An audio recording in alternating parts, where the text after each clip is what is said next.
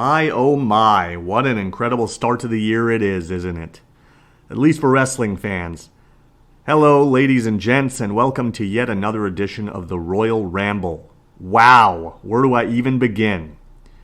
It seems like every major wrestling company attempted to kick off the new year with a bang. I'll discuss all of that, including my very first podcast interview, which I'll introduce later, as I sat down with Slam Wrestling's Bob Kapur to preview this Saturday's Impact pay-per-view, Hard to Kill. Well, WWE kicked us off this week on the first day of the year, as a matter of fact, so I'll start there. I had already reviewed the Day 1 event last week, but there were some very interesting developments heading into this week's Raw. As Jason Agnew of SNME Radio pointed out on the midweek markout this week, it's so amazing what can be accomplished in the WWE when their backs are against the wall. Probably the most famous example of this, aside from the aftermath of the Montreal Screwjob, is the incident in Saudi Arabia a couple of years ago when several talents could not make their flights home in time for SmackDown, and the company had no choice but to use NXT talent, which ended up being their best episode since moving to Fox. Day 1 was no different. Obviously, with Roman Reigns contracting the COVID virus, he had to take the week off, which led to an interesting turn of events where Brock Lesnar walked away with the WWE title. Brock said in an interview on Monday that he is going to SmackDown this week to confront Roman. This was kind of confusing because I was under the assumption that Reigns would have to quarantine for at least 10 days, so either this is false advertising or more likely they know something that I don't know.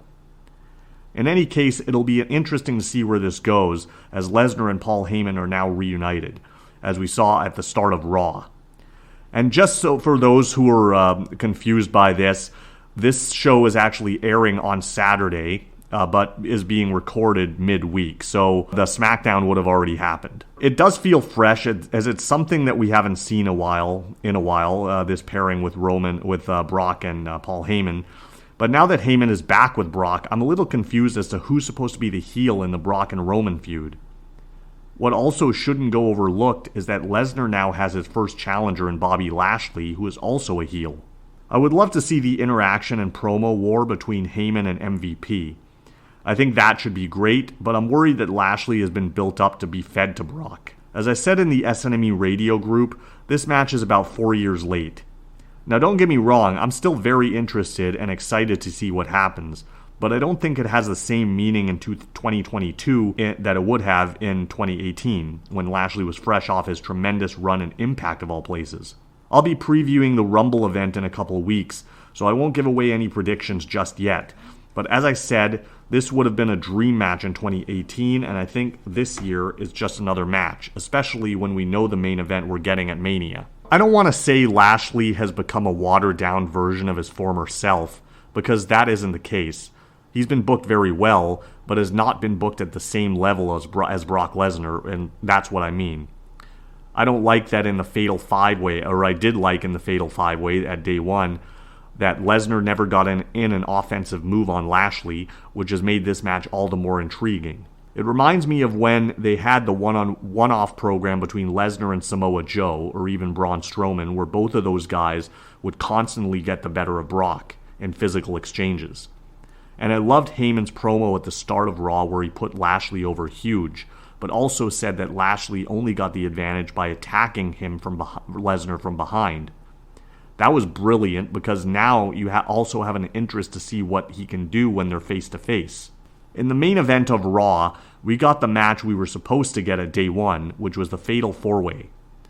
I thought it was tremendous, and all participants looked very good and were kept strong. I'm just hoping that Big E is able to build some momentum heading into the Rumble, as he could be one of the favorites to win. And it looks like Owens and Rollins will pair up as a team, at least in the short term, which honestly isn't the worst idea. I suspect that they'll be the ones to eventually take the tag belts from RK Bro. They also announced the mixed tag match for the Royal Rumble. It'll be a battle of real-life partners, Edge and Beth Phoenix against Miz and Mrs. I had assumed we were getting this at WrestleMania, but I'm thanking the heavens above that this is not the case, because I've just about had enough of this feud. And honestly, I don't know how they would have dragged this out another 3 months. The one-on-one match at day 1 was pretty lackluster in my opinion, and the babyface won, so why this even needs to continue is beyond me, as The Miz already got his comeuppance. Truly bizarre. Speaking of bizarre though, I'm going to use this as a bridge to New Japan. I mentioned in an earlier show that I consider myself more of a casual fan of New Japan Pro Wrestling. I've been watching long enough though that I'm familiar with the cast of characters. It's like with most non-combat sports. I'm not much of a sports guy, but I always make time to check out the bigger events, the Super Bowl, the NBA Finals, the Stanley Cup, etc. Same with New Japan.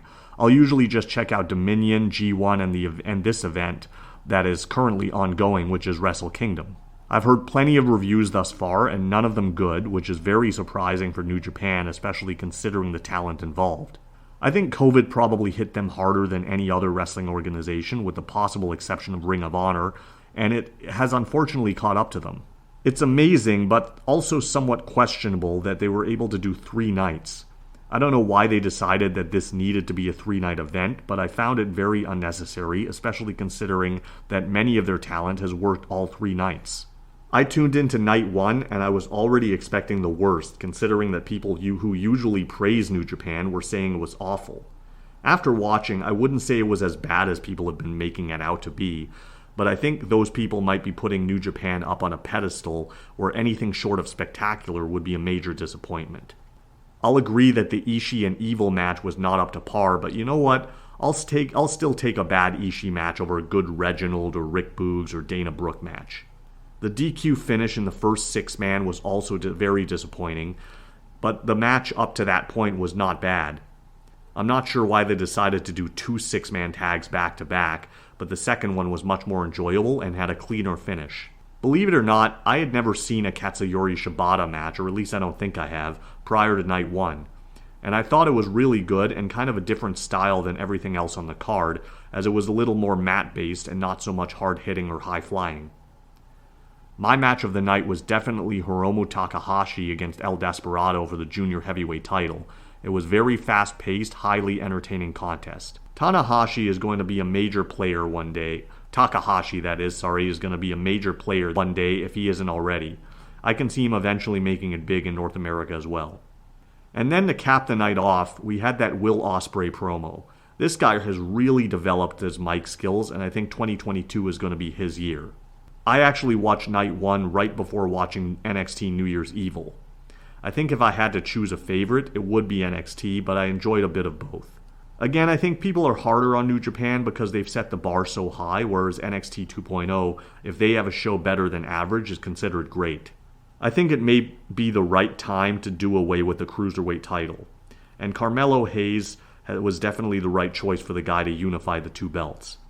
Cruiserweight wrestling does not have the same meaning as it did 25 years ago, considering that most of the talent in any weight class wrestles a very similar acrobatic style, and some of the guys competing for the world titles are the same size or even smaller than some of the cruiserweights. Plus, we know that Vince McMahon has never been a fan of smaller guys, so this should have been expected. I'm just surprised it took this long. My only concern is what happens with Roderick Strong now. Does he become a trainer, or does he do what's expected of him and join his wife and his friends in AEW? They also announced, by the way, that they are bringing back the men's Dusty Cup very soon. And already announced for the tournament are the defending champions MSK and the Creed brothers from the Diamond Mine.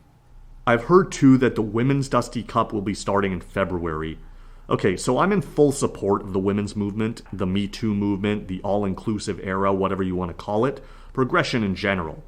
But, and I don't mean this to be sexist, so I hope not to offend anyone with this comment, but I think in some cases, there should be some things just for the women and some things just for the men. I don't think that we always need 2 of everything. I think the women deserve their own thing. Why not do a tournament later on and call it something else? I mean, the Mae Young Classic a few years ago. Why not bring back that idea? Just a suggestion. And then, of course, in the main event, I'm sure we all predicted it, but we have a new champion in Braun Breaker. I thought it was a really good match, and Breaker held his own. Like with Roddy, I wonder what this now means for Ciampa. What I did not expect was the aftermath of the match, when Breaker's father, Rick Steiner, joined him to celebrate in the ring. It was a great moment, but should have been shown on camera. I don't know if this has to do with them not using the Steiner name on TV, but whatever the case, why rob your fans of that? I mean, they posted to social media, which is great, but some fans are more old school and want to see that stuff as it happens. Watching stuff as it happens is not typically how I enjoy wrestling. I usually stream a show after it airs to be able to avoid commercials and skip through all the stuff I don't like, especially when it comes to WWE. I can usually get through a 3-hour Raw in about 40 minutes this way, and while it makes the show more enjoyable, it's usually still pretty bad. That wasn't the case this week though, as I found the majority of wrestling quite entertaining, but the biggest mistake I could have made was on Wednesday when I decided to watch the Wrestle Kingdom Night 2 event and AEW debut on TBS back-to-back. I've heard others use this term before but never really believed it until now, but watching the Okada and Ospreay main event and then immediately switching to watch Hangman vs. Danielson 2 nearly put me into a wrestling coma in the best way ever. The hits just kept on coming. Both matches were absolutely fantastic, and the debate this week is which of the two was better. Does it even matter? This is what I love about pro wrestling. Okada and Ospreay had a match for the ages. I love Ospreay's new look, especially with the hairstyle that makes him look much more deranged. And I love the subtleties of his character, like when he pulls his elbow pad back like a bow and arrow. I made the prediction that Ospreay would lose this one, but I think 2022 is going to be his year, and I expect him to win the G1 this year, and then claim the title at Wrestle Kingdom 2023. Can you believe that we still have another night of Wrestle Kingdom? This is insane. The rest of the show was okay. I thought it was much better than night 1, and it kind of needed to be. The one low point of the event was the Tanahashi vs. Kenta match, especially the ending where Kenta nearly killed himself going off that ladder. I think it was just that the expectation was so high for those two that, like Ishii vs. Evil, anything below average would have been a letdown, which this was. Part of that is also because this style of match isn't typically seen in New Japan, and especially with guys of this caliber. They should save the hardcore matches for the brawler types like an Ishii or a Suzuki. Even someone like Yano I can picture in one of these matches just to add some comedy to it. And of course Kenta is out with an injury now, and understandably so. That ladder bump looked nasty, and I definitely hope to see him back stronger than ever, and wish him a very speedy recovery. Another scary spot took place in what was otherwise a pretty good tag team main event on the first Dynamite of TBS, where new champions were crowned in Jurassic Express. But prior to the finish, we saw Rey Fenix take an awkward-looking table bump and ended up dislocating his arm, but fortunately didn't break it, according to a report yesterday from Brian Alvarez of Figure 4 Weekly and the Wrestling Observer. I hope to see Fenix in fighting form again sooner rather than later. But I would be remiss if I did not mention the magic that was Danielson vs. Hangman 2. It was just incredible. I don't know if it was better than the first match, but you know what? Who cares? It was great, and unlike the first one, this one had a conclusive finish. Aside from the actual in-ring performance, which was tremendous, I liked the story so much more of Danielson doing whatever it took to win, causing Page to increase his own violence level and beat Danielson at his own game. I think unlike their first encounter, this one warranted bloodshed. I could have done without the judges or headbutting, especially considering Danielson's medical history, but the match delivered on all other points. So now that the week is done, I'm going to switch gears and talk about a promotion that doesn't get a lot of attention on this or many other podcasts, and that's Impact. Impact does have its first quarter pay-per-view tonight, which is Hard to Kill, and earlier this week, I had a chance to sit down with Slam Wrestling's bloodthirsty Bob Kapur to preview the event. It's my first podcast interview, so let's take a listen. You know, I'm looking at the card right now for Hard to Kill, and a lot of the matches, or at least a couple of them, are multiple person matches. Do you think that is a wise strategy given the thin roster that they have? Well, I think it's pretty typical for Impact. They want to get people on the cards. You know, I'm not sure what their pay structure is like. I believe it's a lot to do with appearances, and certainly, you know, I don't think anyone's getting pay-per-view bonuses or gate revenue because they have really, you know, the very, very small audiences. So I think they're this is their opportunity to put everyone they can on the card. It's their big show of, you know, the quarter, because really they do the monthly Impact plus right. But, you know, for the big shows like this, plus you've got everyone there because the day after the pay-per-view, they're going to be doing 2 to 3 days of taping. So it makes sense to have everyone there at that time, and if you're there, might as well use them. I'm not a big fan of so many multi-person matches on one show. I like those used sparingly, but I think that's just what Impact is going to do just by that's their tradition and just the circumstances that they find themselves in. It makes sense for them. Absolutely. It's like WrestleMania, where they have they squeeze everybody in. It's like, oh, this is a 20-person battle royal or a 12-person or 12 tag team match, right? Just because everyone's there and you want everyone to have a spot on the show. Yeah, that's a good point too. So now switching focus and just talking about the Hard to Kill pay-per-view coming up. The main event, of course, the triple threat. The defending champion Moose will be challenged by Matt Cardona and W. Morrissey. Now, just so you know, Bob, most of the listeners of this podcast do belong to the SNME radio group, which you and I both belong to. So they are quite familiar with your opinion of Matt Cardona. They know you're not a big fan of his. Has he won you over thus far in not just in Impact Wrestling, but with his other stints and other promotions? Well, I really like the stuff he did in GCW, right? Because it's different and so, for me, unexpected. I find him just bland, and I think that in Impact he's just bland. I don't think that he's been booked as a main eventer, right? He had that very middling feud with Brian Myers. Excuse me, Brian Myers, which I don't think did anything for either of them. And after that, he's basically being Zack Ryder with a different name in terms of how he's being positioned. So for him to be in the main event, to me, it's just I don't feel it. I did like the angle with where Chelsea Green got beaten in the head with the chair. I thought that at least added some emotion to it that made me. I still don't care about Cardona, but it at least it was a little bit of intrigue added to that. But yeah, I'm not a huge fan. Is there anything that he can do to win you over? Bring his GCW style into Impact and change his persona, change who he is. Bring an attitude, bring a character that really taps into emotions, and then you get my interest. There. It's night and day how I feel about him in that one company versus the other. Unfortunately, his home company is where I find him the least interesting. In the ring, he's fine, and he can put on an adequate match. But there's nothing. I've never once in my life said anything where I've been blown away by him, other than those appearances in Game Change Wrestling. So, what have you thought about the title run of Moose thus far? I like Moose as a champion. I believe him as a champion.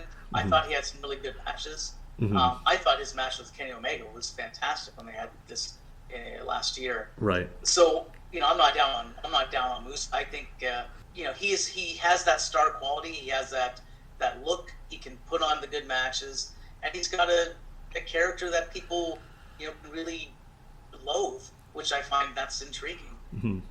So yeah, I think it should be a decent match. I like his run. I don't know if it's time to take it off of him, but if they were going to, I think the story would, from a feel-good story, it would go to Cardona. But I think if they're going to change it, then I would much rather see it on W. Morrison. And that's an interesting point too. There is a third element in this match, and that is W. Morrissey.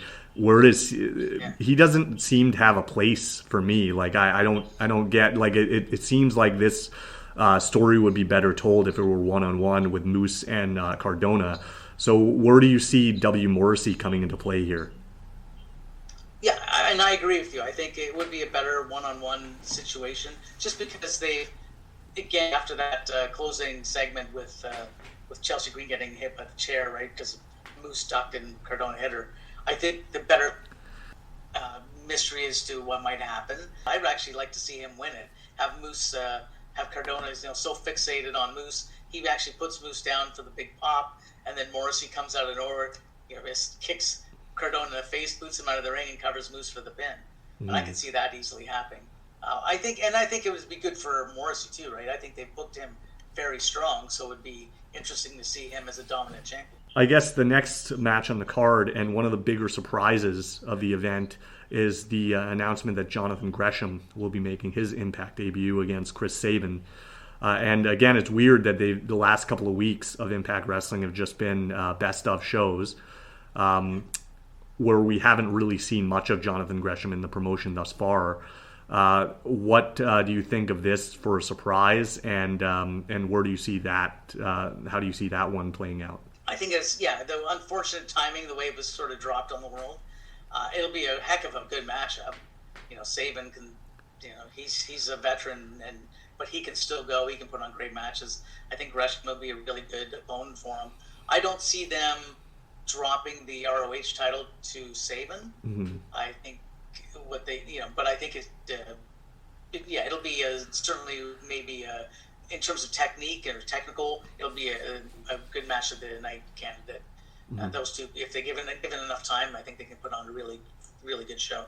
But I don't think that they're going to change the title yet. I think part of this is to keep ROH's name still going, mm-hmm. And the way you do that is to keep the champions looking strong. And then, of course, we switch over to the Knockouts title match. It is a Texas Death Match. Mickie James defending against Deonna Purrazzo. What have you thought thus far of the feud? Well, I wasn't a big fan of bringing Mickie James back into the fold.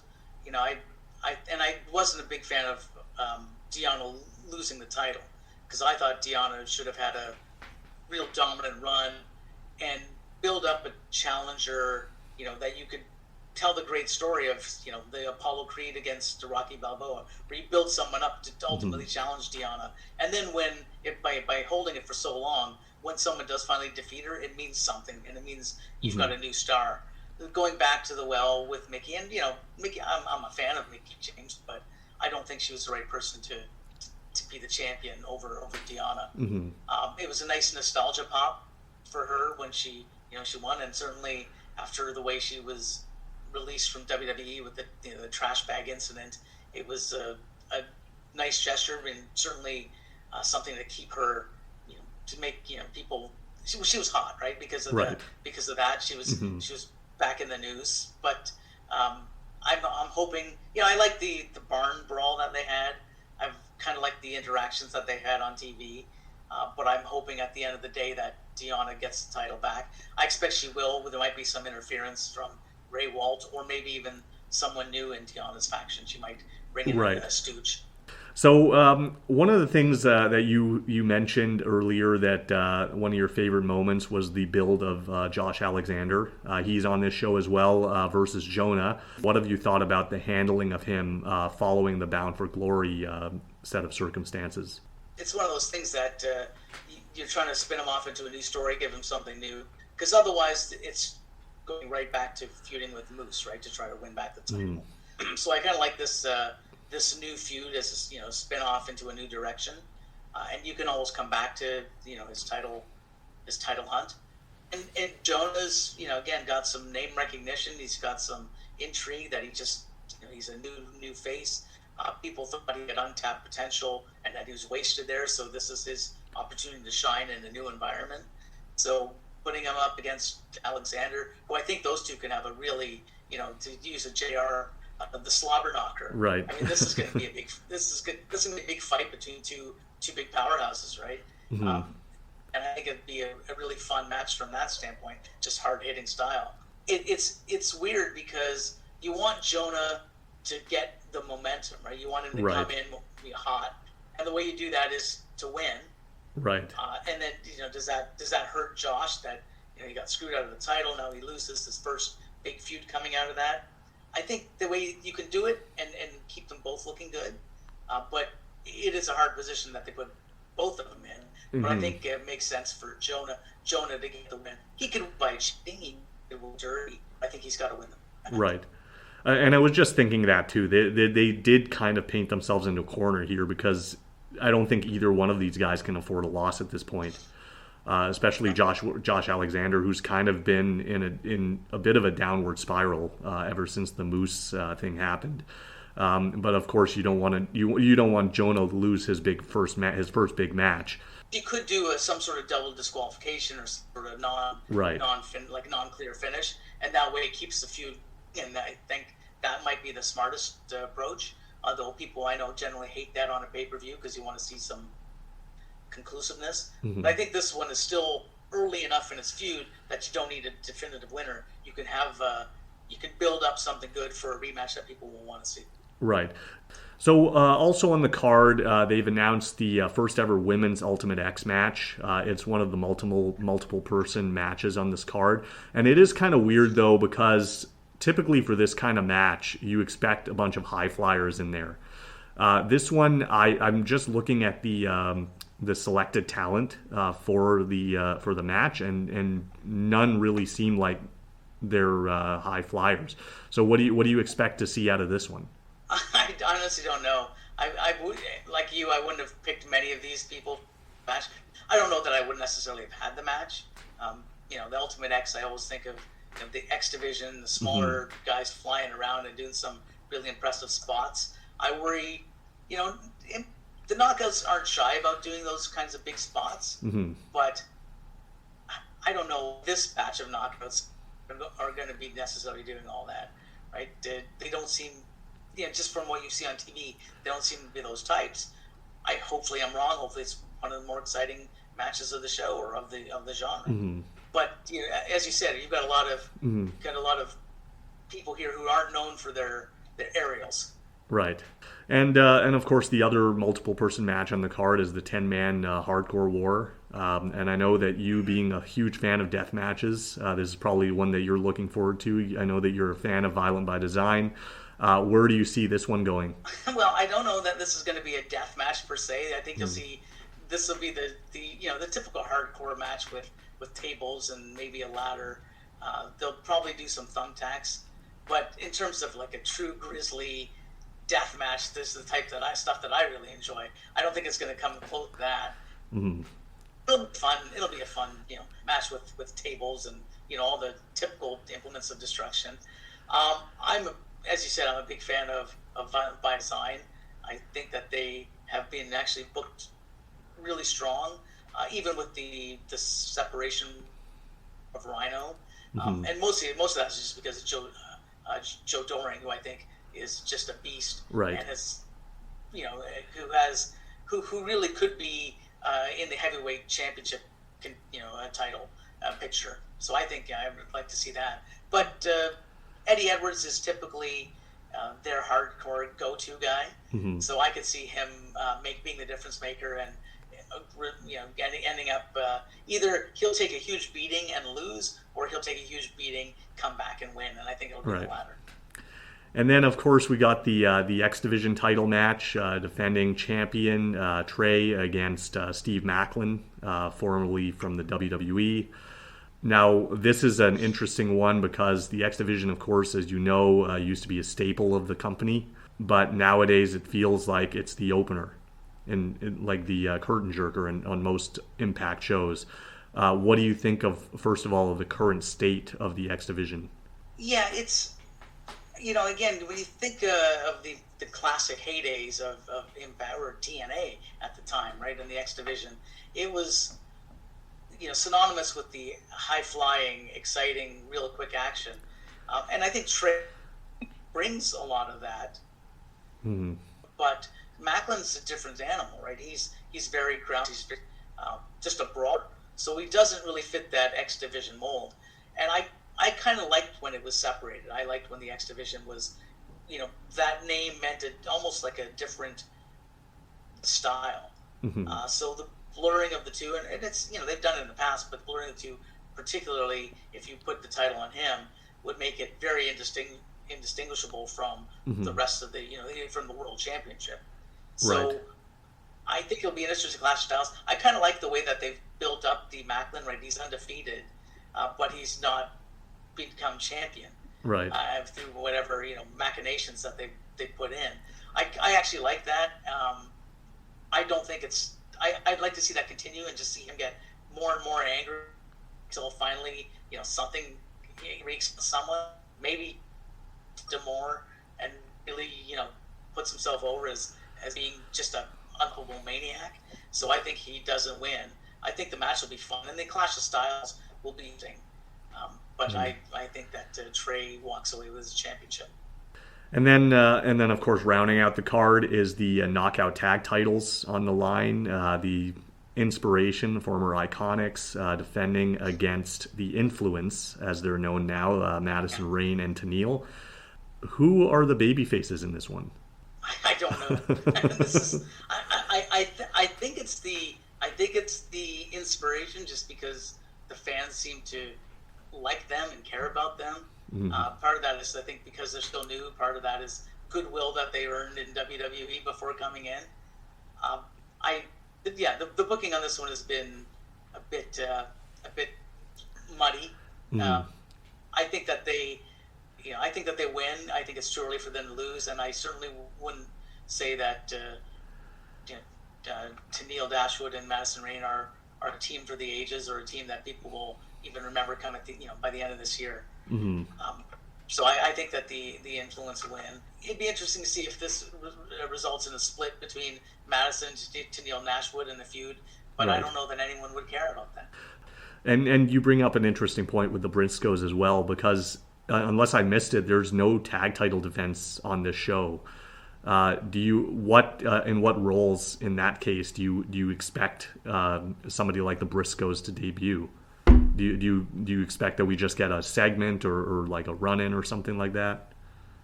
Oh, I think if they come in, they're coming in and basically throwing down the gauntlet to I guess it's the Good Brothers, and right. I could see it happening during the subsequent tapings. Like, it would be a heck of a moment if on the first show on the following week, or the first segment of the following week, Good Brothers come out and they're jumped by the Briscoes, and boy, what a way to kick off the new year hot, that would be tremendous. But I don't think that. Yeah, but in terms of other surprises, I don't know. They've also been trying to pace their surprises out, like space them out, mm-hmm. and typically Slammiversary is when they do that. Right. So, would you see anything before then? I'm not sure. Now, switching gears, I wanted to introduce you to a new segment. One of the segments, actually, that I've had on the show for the last couple of weeks is a segment called Personality Profile. I'm not sure if you were a collector of WWF Magazine in the 90s. They ran a feature of the same, I believe it was the same name, where they would, the interviewer or editor of the magazine would ask wrestlers non-wrestling related questions, and of course they would answer kayfabe or not, who knows. But I thought it would be fun to do this question and answer thing with you. It could be interesting depending on your answers. So we'll get this started. So we'll start, and I know this is a hard one for you because you being a music guy yourself, but favorite band? Favorite band of all time is Tom Petty and the Heartbreakers. Interesting. And currently? Well, I still say I would listen to, the things I listen to most are the Grateful Dead. So I constantly have the Sirius XM. I have the Grateful Dead channel on. Most of my record collection and CDs and that are Grateful Dead stuff, and I've probably seen them more times than I have Tom Petty and the Heartbreakers. But I grew up, I think I was 6 years old, and I first heard my first Tom Petty song, and after that, he was my go-to, in terms of artist. Nice. But I'm a huge Deadhead, so I'd say now most of the stuff is Dead. In terms of current artists, I listen to bands like Americana bands, so Marcus King, the Avett Brothers, the Lumineers, stuff like that. Biggest thrill in life? Wow, it's probably the jobs I've had. Like I worked with the police. I'm a forensic accountant by trade and do criminal investigations. So interesting. A lot of the stuff I do are things that I've done on the job where from something that I did or a investigation I worked on helped put a criminal away and have stopped them from doing other nefarious things. And I like to be able to sleep at night knowing that I really pride myself on I helped put this person away. So that's a big thrill for me, is when guilty and I said I wrote that report that nice. Got that to help they get that conviction. Person you would most like to meet? I guess I would love to meet Jack Nicholson, because I'm just such a big fan of his acting, and he's someone I admire. Not necessarily his personal lifestyle is completely different from mine. All the stories are true, but he's someone I'd like to meet just to say, hey, thank you for all the years of entertainment that you provided, and just such a big admirer of your work. Favorite sport besides wrestling? NFL football. I watch. I guess I can't really say that because I'm a Detroit Lions fan, so I'm not really a fan of good football, but I am a fan of. That's what I watch every week. Wrestling, hockey. But I find it too hard to watch every night for 6 months. Yeah, I feel like wrestling is kind of the same. Where as unbearable as WWE can be sometimes. I mean, it's become routine for us old school fans. Favorite athlete? It's going to be a wrestler, and I'd say it's probably over the life, it's probably Terry Funk. A non wrestling favorite athlete, probably Steve Eisner. Favorite TV show of all time? Up to your interpretation. I loved, and I watched it religiously, Buffy the Vampire Slayer. Again, a whole battle of good and evil. I'm a big fan of that sort of storyline. So I love Buffy the Vampire Slayer. Currently, I'm watching Cobra Kai. Oh my God! Yeah, I just started yesterday. Oh, it's tremendous. Yeah. Every January 1st, I guess, the past couple of years, I've just binge watched that. I'm in the basement watching TV. Don't bother me. I just started season 4 yesterday before bed, and I'm like, I was three episodes in, and I'm like, okay, I'll stop after the next one. But I can't. I want to keep going, but duty calls. Hobbies. A lot of reading. Write obviously for Slam. Movies, TV. I play a lot of poker with some buddies online, particularly during the pandemic. I really started doing the online poker, but just with friends. I'm not playing for money or anything. Right. I'm just playing for sure. fun. I guess that's it. And I wish I could say something like, "Oh, I'm in a rec football league or rec hockey league," but no, I don't do anything with stuff like that. A lot of concerts. I mean, obviously, you talk about that. I go see about 100 different concerts a year. Travel, driving, flying for all sorts of concerts. So I'd say that's probably, but I can say that's a hobby in that I do it so often. Favorite fast food? Subway. I get the same thing. Every time. It's a foot-long whole wheat with shredded cheese, not toasted. All the vegetables except for black olives and the bacon with no sauce. What's the base? It's just I get the bacon, so you can do it as either a BLT. Oh, right, okay. Which is like 12 slices of bacon, right? Oh wow. Like 12 and a half slices, or you can do it as veggie cheese with bacon, but that you only get like 4 slices. So I always do the BLT because you get it's like an inch of bacon, and that's like my favorite food. Is that one of the subs of the day? I don't recall seeing that one. No, I don't think it is. And then I always get the 2 chocolate chip cookies. Yeah. Subway has got I'm a cookie guy as well. And then I get their usually either a bottle of water, or now the one near me has got the bubbly cans of flavored soda water. Right. And they get the blackberry bubbly. To me, I could do that twice a day, and I'd be very happy in terms of fast food. Everything else, most fast food tends to give me indigestion. I just stop eating it. Favorite video game? Frogger. Oh yeah. Of all time, yeah. Like the arcade, yeah. Yeah, and Ms. Pac-Man. My buddy Derek and I have what we call our world championship. Every time we meet, we have to play Ms. Pac-Man. So I'm actually debating getting that little tabletop version. Nice. Because I got him one for his 50th birthday, and I didn't get myself one. So now he practices every day. So I have to step up if I want to win back my title. but Frogger is the one I spent the most quarters on back in the day. Favorite cartoon character? I guess it would be Barney from The Simpsons. Oh, okay. Barney, yeah. When you said that, I thought you meant the purple dinosaur for a second. No. Barney from The Simpsons. Yeah, I also like Eric Cartman because I think Cartman is he truly represents everything that the bluntness and just the no BS.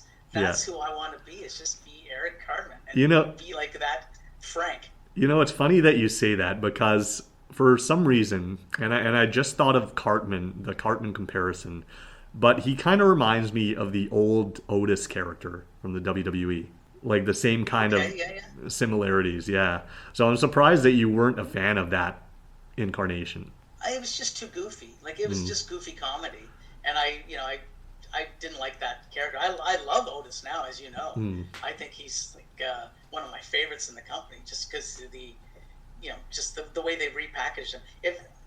If they had taken him off of TV after the Tucker feud, or non-feud as it turns out, and they had taken him off of TV in 6 months and brought him back in the new incarnation. Repackaged, yeah. I don't know that I would remember he was originally Otis. If they had given him a new name, I'd say this guy is just a killer guy who's come from out of nowhere, and he'd be like one of my favorite. Well, he's one of my favorites, but he might be like my favorite guy just because how they've pushed him. Yeah, and one of the things that I don't like, or one of the things I do like about the character is that he doesn't talk. But as soon as he opens his mouth, I can't help but chuckle. Because he just has like a hilarious sounding voice. Like it just reminds me of the old character. Yeah, well, it's better than before when he was like, "Okay, Tucky," and like at least he's putting some, like, he's being more serious about it. Or the "Hey, Mandy," right? It's like it's kind of like Matt Riddle stole that to say "Hey, Randy," right? But like at least now he's got some bass in his voice. He's trying to be mean, but yeah, they should really let Gable do all this stuff. Kind of answered this earlier, and I'm not sure if it's going to be the same answer, but favorite actor? Jack Nicholson, by far. He can do. You could put him on screen reading a phone book while sitting on the toilet, and I'd pay my money to watch that movie. Favorite actress? Claire Danes. I thought I loved her in my so. So I was in university in first or second year university, and Friends was on Thursday nights. It just started, and all my friends would say, "Hey, let's go out after Friends." Right. So 8:30 we'll meet at the bar, and I'd be like, "Well, I'll be there after 9 because I wanted to watch My So-Called Life." Because I just, maybe it's the fact that I was always like, never one of the popular kids. That show really hit me, and I watched every season of that, and ever since then I've been a fan of Claire Danes. Nice. Through the movies and Homeland, I thought was a brilliant, and she can put on a performance like to me like nobody else. Favorite food? Bacon. Yeah, bacon but generally breakfast foods. Right. So I can have breakfast foods 3 times a day, and I will not never be happy with that. And best advice ever received? Probably from my dad. He told me once, work really hard for the things you want, be nice to other people, make their lives better, and if you go somewhere new, if you travel somewhere new, try to get drunk at least once on that trip. Solid advice. Secret talent? I don't know that I have any particular secret talents. I've been trying to learn how to play multiple instruments, and I can't play one. I guess I can play piano. I took one as a kid. I took piano lessons. I did pretty well. I finished grade 8 piano, grade 2 music theory. So I can still play that. Like I still play, but it's not something I would say. I'd have to really relearn how to do all that stuff again. So I don't say it's innate talent that I can just pick it up at piano and just play songs and entertain everyone. Right. So I don't even know. I guess. I can't think of a thing. Yet to be discovered, I guess. Yeah, any talents that I have, I've already I exhibit them, right? I do improv that some people know about, most people might not, and I do a pretty good improvised blues song. So I guess I don't know what secret it is, because it's if you YouTube, I think there's stuff out there, but. I'd consider that a talent. I'd love to be able to do improv. I mean, that's one of my flaws is I'm not very good at thinking on the spot. Okay. So I would consider that a talent. Yeah, I don't know. It's secret though, right? Like if there's a secret in terms of something that only I know I can do, I don't know that there's much. Yeah, that's a good point. And last but not least, favorite movie. Favorite movie of all time is Almost Famous. Kate Hudson? Yeah, Kate Hudson. It was the Cameron Crowe movie. It was somewhat autobiographical in that he was like a teenager who ended up reporting for Rolling Stone. And I actually had a conversation about that with Scott Tamora maybe a month ago. And I said, because I always felt, so Scott was the one who really got me access to shows, right? When I was covering for Slam, I drove down one day to his show, Border City, and I just introduced myself and said, I'm with Slam Wrestling. He didn't know me from Adam. He's like, well, what do you want? I go, I was just hoping to interview some of your wrestlers. He's like, yeah, well, come on in. And, from that, I interviewed a bunch of people, kind of, made my bones at Slam. And then, it was through, other circumstances, meetings, Tamora got me backstage, or just, dropping his name got me backstage. And, the ECW reunion shows, Impact, where I got to meet all the higher-ups and executives and management. He introduced me. And I always felt like a little bit like the guy in Almost Famous, right? Like William, in that I'm kind of hovering in this world where I don't really belong, but they've accepted me and have treated me, really kindly and really well. As I'm writing about the stuff that shouldn't be written about. Like, I've been pretty respectful about keeping the backstage stuff off of the pages of Slam. Of course. But even the fact that they've let a reporter in the back where you can see all this stuff and trust me to, hey, don't write about this, but they're letting me see it. So I always said I feel like the kid from Almost Famous in many ways, right? I mean, I was on Impact, like as Bobo, right? It's like, who gets that opportunity? Right. And from just by like, there's no way I should be on a wrestling show in any capacity, and they allowed me that thrill. So but I was Almost Famous would be my favorite movie regardless, but certainly with that little bit personal the reflection, I say, yeah, it's easily my favorite. So there you have it. On next week's episode, I will talk about the major happenings of the week and focus on the build to the Royal Rumble. In fact, I will start a series of countdowns leading into that event, as next week I will be counting down the top 10 non-Rumble Royal Rumble matches. Stay tuned and please follow my socials at BlaneDeBrain84 on Twitter, and please do subscribe to my YouTube channel as well. The link will be posted in the Royal Ramble Facebook group. Until then, I'll leave you with an ABC.